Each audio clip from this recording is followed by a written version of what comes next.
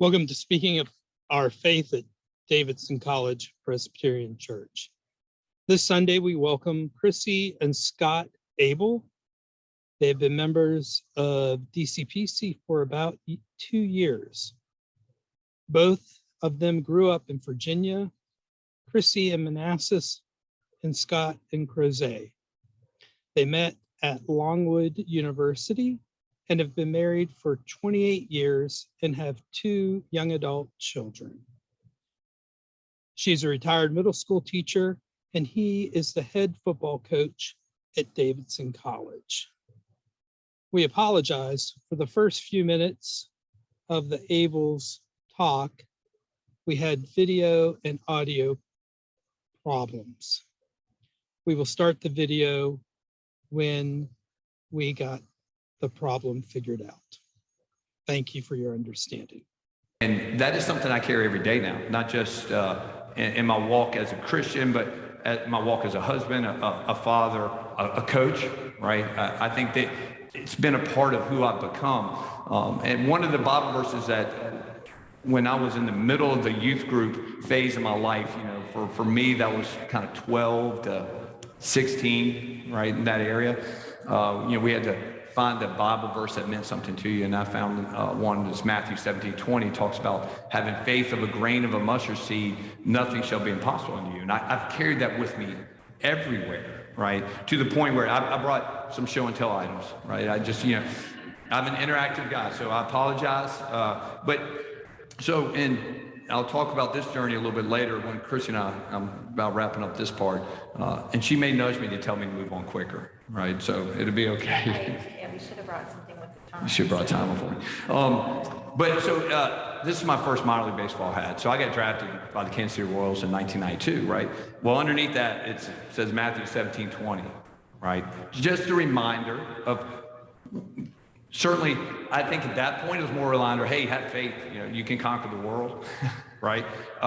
This is my hat from last season, Matthew 17:20, right? So things you learn along the way, right, are so impactful. Now, I think what that means to me, completely different, right? I'm a 22-year-old, got drafted, playing professional baseball, thought I was taking the world by storm, and I'm like, just have faith, you'll kill it on the baseball field. Now it's more, hey, have faith you can overcome whatever God throws at you, right? You can overcome what the world gives you. You can meet those challenges. So Bible verse hangs under my hat each and every year. It has since I was probably 16 or 17 in high school. But it's grown. It means much different now than what it did. But that kind of brings me, that's my life journey up until really Chrissy and I got married, right, through college. What a blessing to meet her. We did attend church occasionally in college together.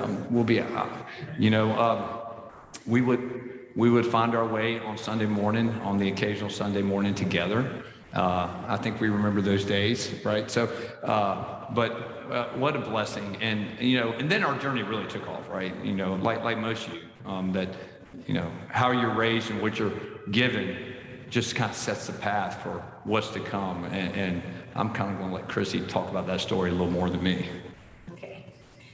So Scott was playing professional baseball at the start of our marriage.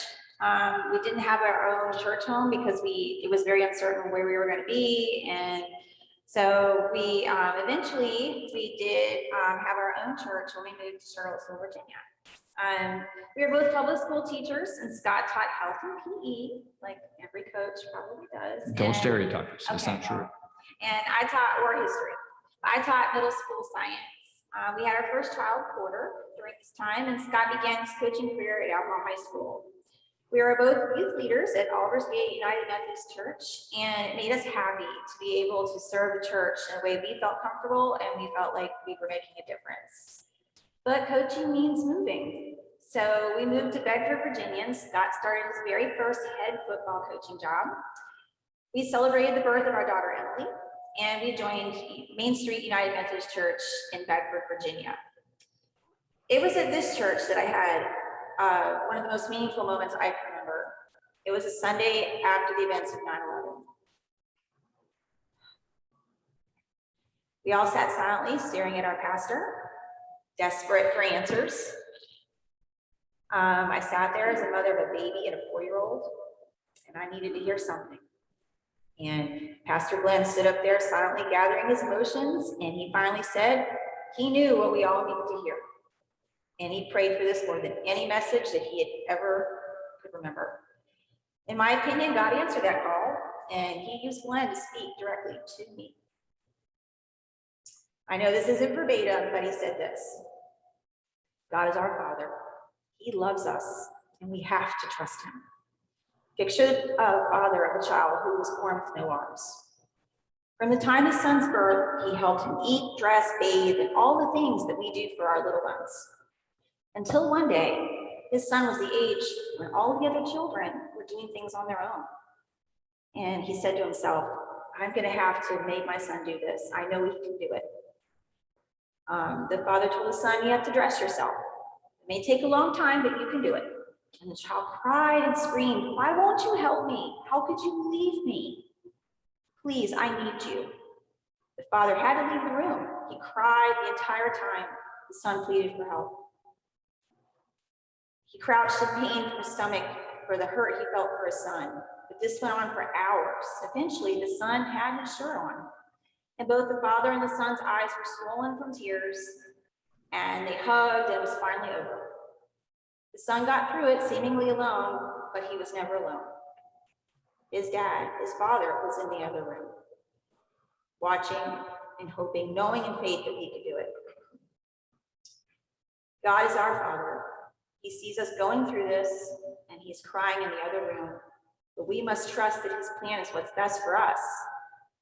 He must make us go through pain and suffering so that we can grow.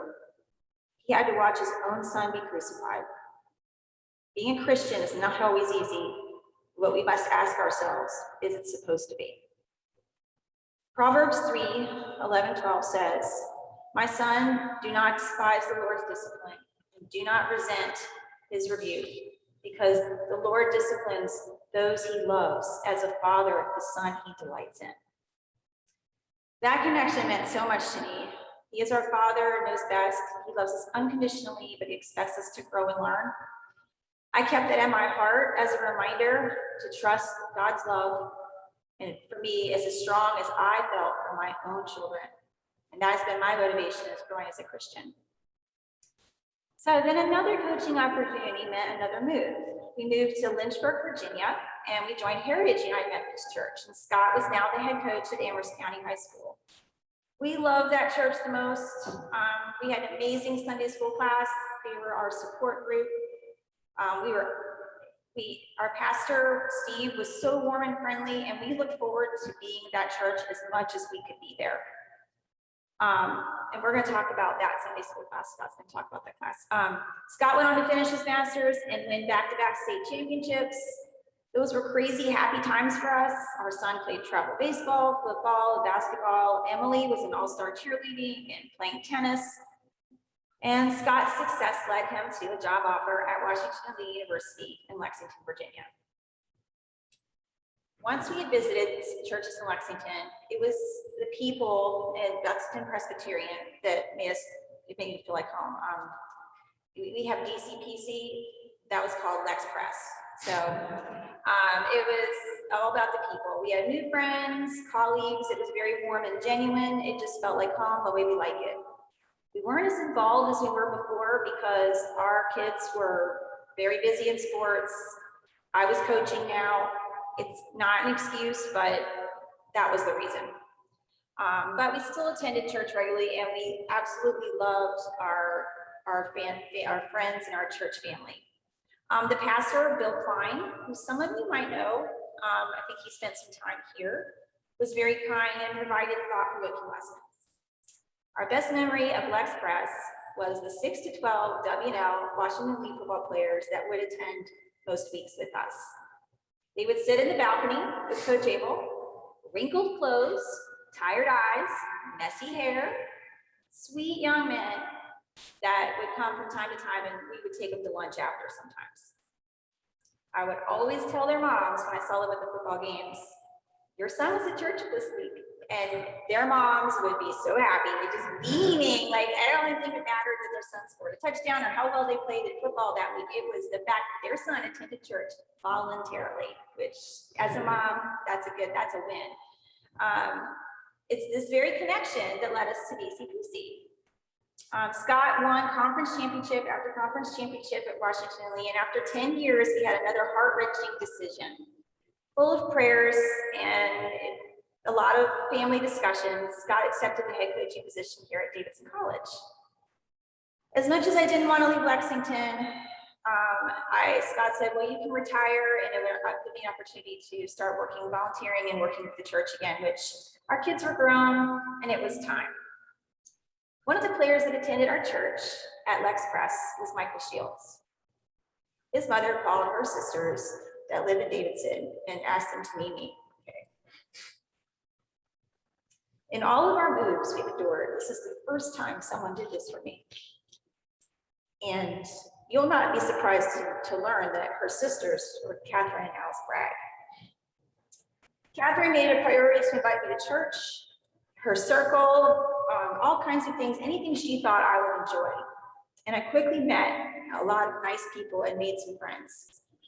Scott loved seeing his colleagues in attendance, so it felt very much like a home at DCPC. But you all were in the middle of hiring or appointing a new pastor, so we thought we might wait and make sure it was a good fit. And of course, as soon as Peter came, things fell right into place. And Peter was introduced as the new pastor, and we wasted no time, and we were the first group of new members with Peter as the pastor. So for us, it's always been about the people that make us want to come to church and want to worship. And a lot of times I see God working through these people and they inspire me, Catherine being one of them, but the Bags being other ones. So we're just appreciative, and that's kind of what led us to where we are right now. So as Chrissy's talked about, you can feel how it's intertwined, our family, our faith, my career, which is unfortunately is a burden at times, I know, for my family and the moves that struggle. But so I kind of wanted to provide some history on really how that's impacted me, us, our family, right? How all that comes together to provide Chrissy and I really the opportunity to be the Christians that we are today, right? So as Chrissy said, 1992, I got drafted. It's not what you ever hope, right? Be careful what you wish for. And so, I'm less than a year into my professional career, and you're away from home. For me, I think you could tell growing up in that very small community, right? I flew once before the opportunity to go play professional baseball. So when I flew from Charlottesville, Virginia to Eugene, Oregon, which was my first stop, right? That's where that hat represents the Eugene M's. Second time I'd ever flown in my life, right? I'm leaving behind my fiance, I'm leaving behind my family. Nerve-wracking. Well, it was then I was introduced to FCA, Fellowship of Christian Athletes. We did not have Fellowship of Christian Athletes at my high school, nor at my college experience. And it became an opportunity for me to kind of stay connected, stay grounded on things that were important to me through my life and growing up. But more importantly, it gave me people to lean on, right? We kind of keep coming back to, God puts people in our lives for a reason, right? So this gave me an opportunity to lean on people maybe who were stronger than I was, right? That could handle being away from home. And that's one of the biggest takeaways I have of playing professional baseball, right? That opportunity to on Sunday mornings to meet with our FCA local director that would come to our minor league baseball stadium, because we played every day of the week, and they would meet with us prior to for anybody that wanted to meet. And I've taken that along my journey. So as Chrissy said, in 1997, I had the first opportunity to be a head football coach, and it was at a place called Liberty High School in Bedford, Virginia. Full disclosure, I had no business getting the job. I only got it because no one else wanted it. That's a true story, right? My wife was very proud of me. 27, right? So no business, right? And we were bad, right? We went 0-10 early. We had some hardships. I gave a eulogy for a player in that same year that had passed away. So you're forced to grow up really quick. Yeah, so we had a very tragic event at the high school. And so at the age of 27, once again, you're finding your whole life intertwined, right? Your career as a coach, your family, right? Chrissy was at the funeral with me, supporting me through a eulogy that I had no way of how to get through that, right? How do you bury a 17-year-old that had no business being killed? And so at that moment, we didn't have an FCA group. We just, a couple coaches and I got together and decided to start an FCA chapter at that high school. Very grateful that high school is still strong and running. My best friend, besides my wife and anybody in my family, is still leading that FCA huddle. He's one of my assistant coaches at the time, who now 27 years later, still the head coach there. He took over when I left. And so that's, what comes out of tragedy, what starts or things like that, right? And so, you learn that at an early age as a coach, you're more a mentor, you're more leading men, you're leading people than you are coaching football. One of my favorite sayings in our program, and I say it to our recruits, I say it to our players, football's small. Everything else we do is bigger, right? And if we can get everything else right, football will take care of itself. I say that almost daily.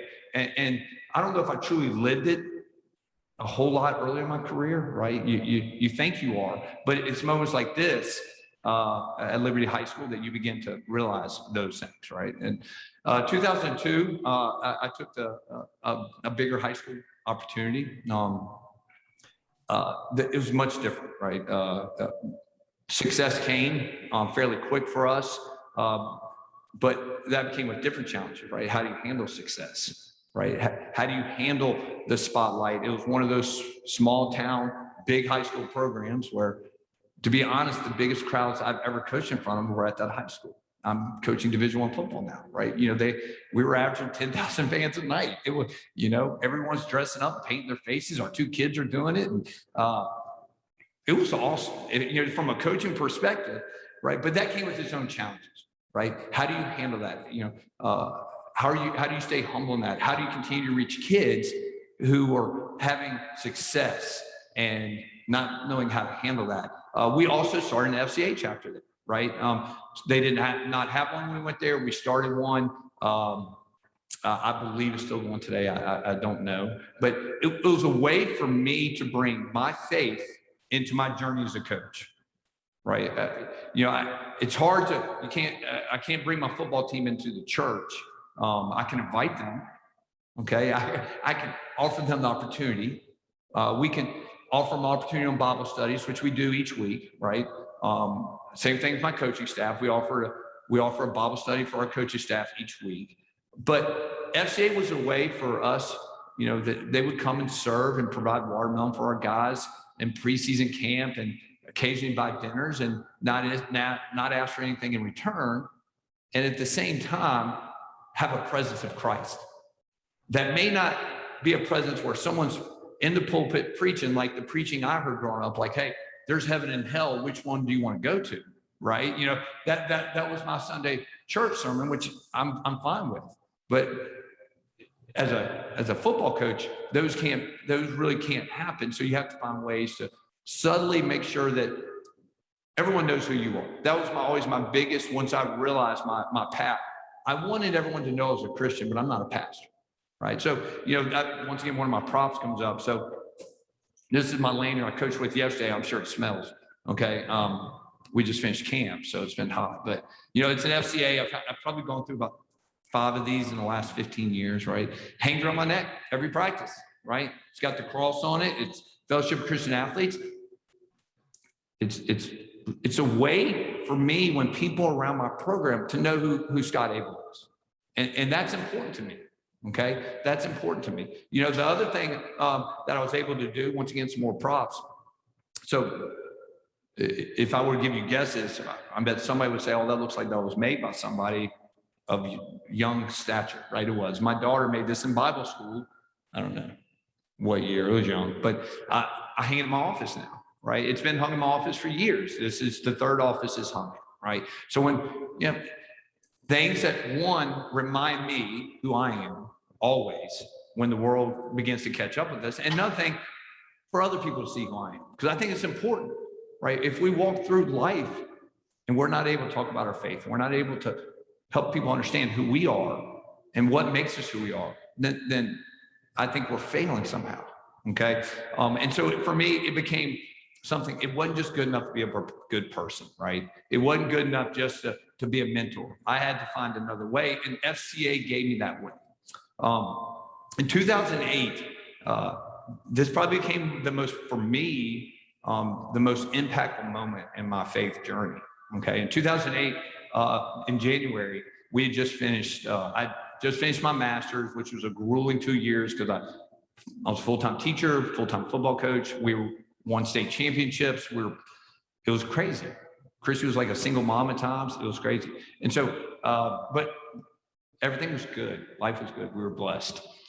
In 2008, I got a message from my brother, who at the time was the head baseball coach at Lynchburg College, and said, "Hey, there's an opening at Washington University. You should look at it. You're a great fit.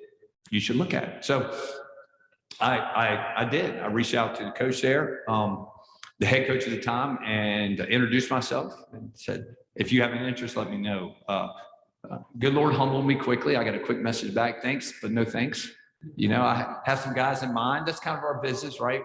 We always want to surround ourselves with people we know. Is that right, Coach Fag? Right? You know, people that we trust. And so I was fine. I really thought that I was meant to coach and teach and mentor at the high school level. But about 3 days went by, and Frank called me back and said, "Hey, you got to turn the job down." So this is kind of my theme too, right? People turn jobs down, gives me the opportunity. Turn the opportunity down. Would you like to interview?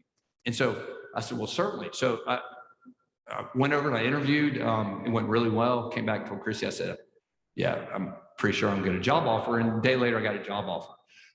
Pretty gut-wrenching time for us, right? You would think, hey, you're getting an opportunity to go from coaching high school football to college football, right? You would think it's a no-brainer. It was actually the exact opposite, right?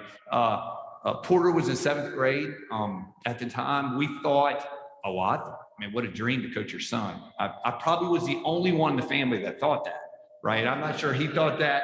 I know Chrissy didn't think that, right? But I thought that, right? You know, as a coach, raising a son, you're like, I can't wait till he plays for me. And so he was in 7th grade, a year away from joining the high school. The middle school was very connected with us. So their football staff was somewhat under my staff. And Emily was in elementary school and started elementary school. Timing was terrible. Yeah. So we show up at Sunday school class and we were very involved. We loved our best friends were in the class. We just came really connected. And we said, "Hey, listen, we just didn't get specific. We said, we need you to pray for us. You know, there's an opportunity that would probably move us out of the area, uproot our family. Please pray for us." And so, yeah, that's about the extent of what we talked about in Sunday school class with that. Is that right? I mean, it was prayer requests at the end of Sunday school class, and we gave it without being too specific.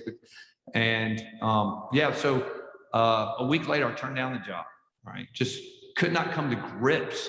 Yeah, just with all those things, turmoil, you know, the housing crisis, right? 2008, right? We all remember that. And yeah, I'm like, yeah, I don't know if we'll ever sell a house. It's not that kind of job. And so we turned the job down. I didn't sweat it, to be honest. I think Chrissy did a little bit. I think at that time, she was probably a little more excited about it than I was. She had better vision than I did, right? She had better vision of what that could really be for our family. And so about a month goes by.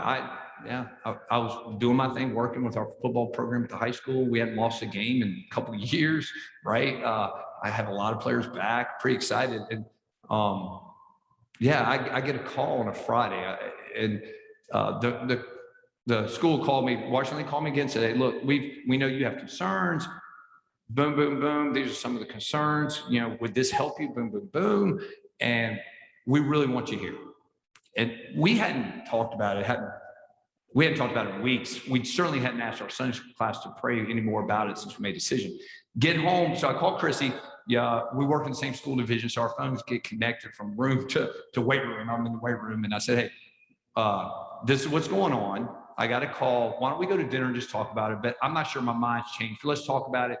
Tell Porter," because she was at the same school, Porter, he's going to babysit Emily tonight. And I'll see you at home. All right. So get home. that same day, and there's a card in our mailbox from somebody in our Sunday school class. It said, and the card read, I hope God will give you an obvious sign to the prayers that you asked us to pray about. On the same day, I got the second offer. Well, you just can't ignore God, right? I mean, let's be clear. So, yeah, I'd read it verbatim, but I would shed tears, right? It's such an impactful moment, but, right, so this is the card.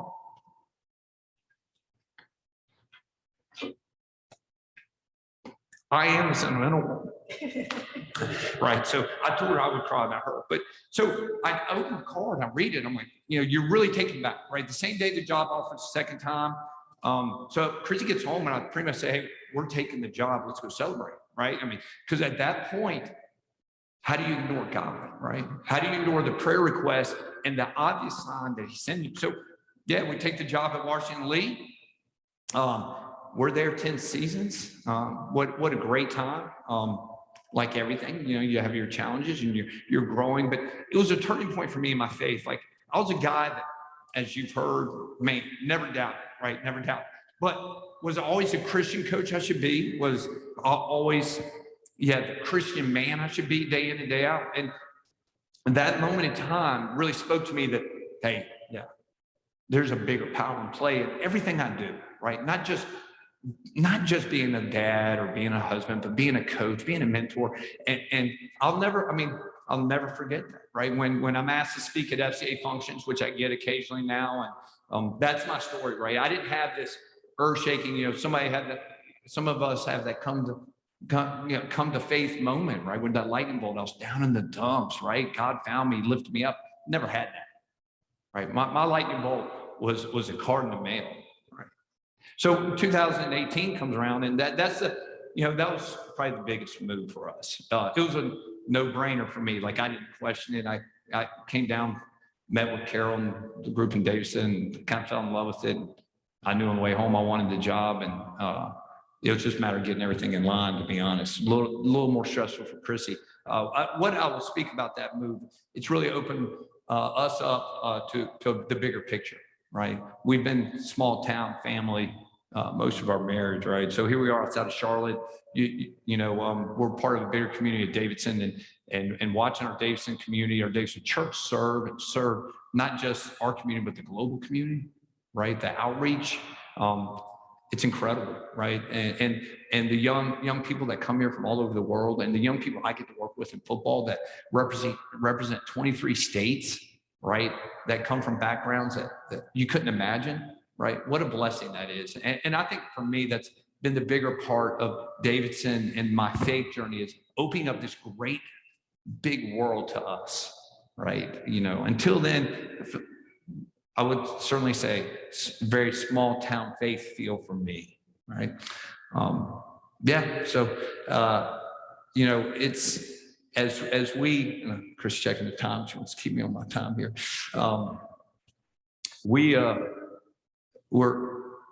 We consider ourselves blessed daily, and we're not without hardship, right? I didn't, when we were doing our thing, I kind of forgot to mention though, some of you probably know this, but when we first got to Davidson, the first season, we had a coach take his own life here at Davidson. And so we kind of got indoctrinated into welcome to Davidson, our first season, and then we have this happen.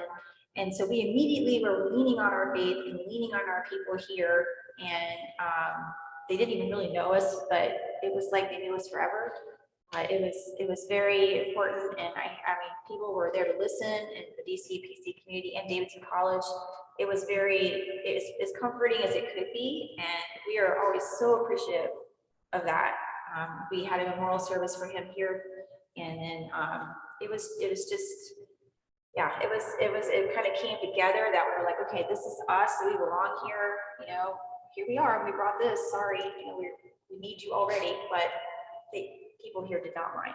No, it was, we weren't members yet, right? And what we went through then was very overwhelming. I personally left it out because Chrissy knew I probably couldn't really talk about it, but the church was just overwhelming support for us and our football team, right, at the time.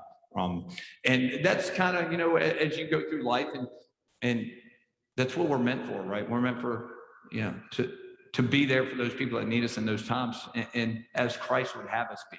And that's, when we deal with hardships, and when your family's much bigger than 4, so we would say our family's made up of about 120 people, right? And when 100 of those people are between the age of 18 and 22, right?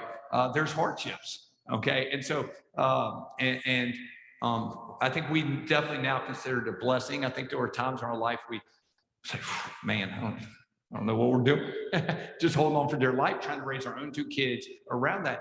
And, shoot, Coach and Barbara are, they had a lifetime of that, right? Of raising, bigger groups. And so it is a blessing. I will tell you the thing that has helped me, that maybe, I can't help but the teacher or coach come out of me sometimes, but always, before I finish, some things have helped me along the way, right?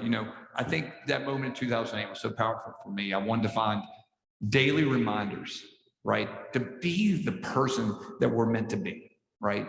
Each and every day. And so, certainly the cross hanging in my office, the lanyard, but, I brought my coffee cup, right? It's been on social media. It's almost social media famous, yeah, but it's not. You see it's chipped and battered and broken, right? But on the other side, since win or lose, we always serve the Lord, right?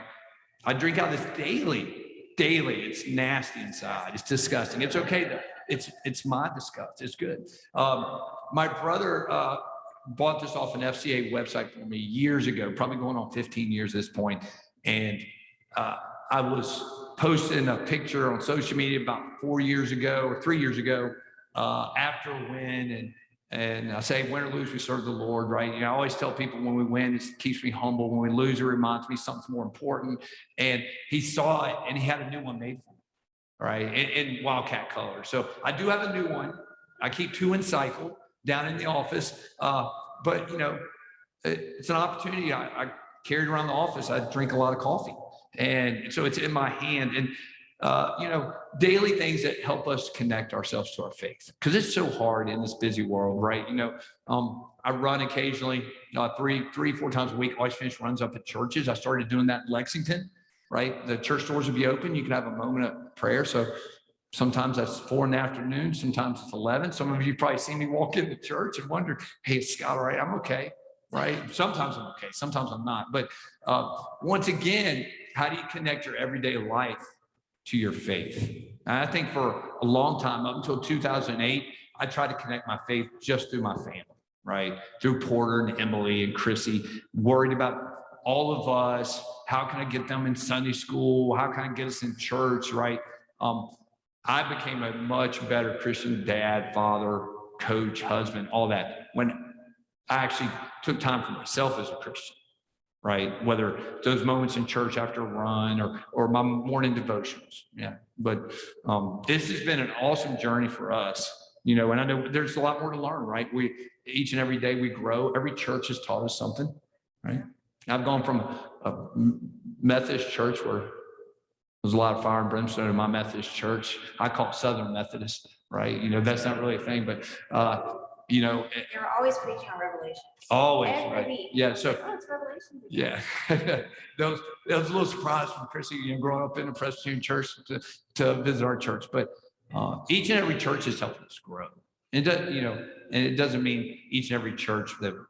Yeah, I think that we leave. She's showing me time. She wants to give y'all time for questions. Okay. No, we don't have questions to ask. Do we have time for questions? Well, I saw that in the thing. We're supposed to ask that. You don't have to have any. So what questions do you all have?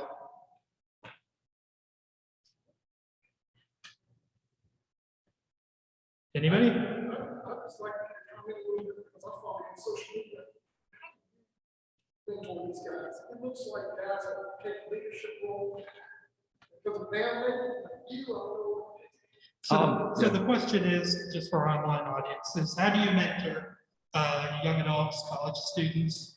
Yeah, I think first by modeling who you want them to be, right? I have and I didn't share with you, I blew right through this on my notes, but I have a paperweight on my desk. It's Romans 12:11, and it talks about serving the Lord enthusiastically. Do your work daily for the Lord enthusiastically. And I keep that on just to remind me when I'm overstressed, like, hey, my players need to see. I want them to ask me what makes me so excited, right? I want them to go, I want some of what he's drinking, right? And my energy, my passion, my love, whether it's for football, my wife, it starts with the Lord, right? And so I think it starts there, right? And then providing opportunities, right? I think we all want to serve and be a part of something greater ourselves, but two things: we need the opportunity, and then we need to be nudged. And so I think that's where we come in. And I have great assistants I've surrounded our program with that they've so very blessed. That was probably the biggest journey of coming here. I think we wouldn't come without a couple of them. Scott has a thing, his little thing is called WE, and it's win everything, everywhere, with everyone. And he encourages them to win off the field. And winning off the field means being a leader, being the best person you can be. So, Yeah. I mean, he like just pounds it into them. So like, yeah, so that might be. See, she knows our motto. That might be part of it, but he pounds it into all of us. But anyway, I think that, and also Davidson lends itself, the kind of students that come to Davidson are naturally motivated. And I'll be clear, like there's plenty of players that made me a better coach, a better Christian, a better man, a better servant, right? Chichioda is one of them, right? He leads our Fellowship of Christian Athletes here on campus, and man, what a powerful man. I mean, he makes me want to be a better guy. How about that, right? So that's powerful. But good question. I don't know if that answered it, but that's kind of it unfolds itself through the journey. Other questions?